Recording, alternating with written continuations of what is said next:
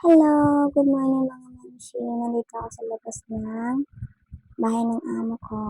Nag-garden ako. Meron akong tanim dyan alugbati at saka talbos ng kamote. Nagtatanggal ako ng damo para lumago yung tanim ko. May mga ano din dyan, malunggay.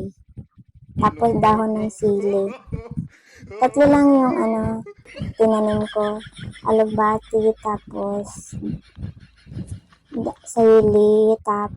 sili, alugbati at saka talbos ng kamote ang tinanim ko dyan. Tinatanggal na yung mga dumi. Siyempre, paikot-ikot tayo. Magtanggal ng dumi, mga hinday, mga dudong, para masipag. Mas parang masipag yan Siya na ang tangal mo. Tama na yan. Nasobrahan na yan yung sipag mo, oy. Para masipag yung pagsahod ba natin ba? Ang ganda. Ang ganda ng likod mo, ba? Ayusin mo pagtangal ng damo,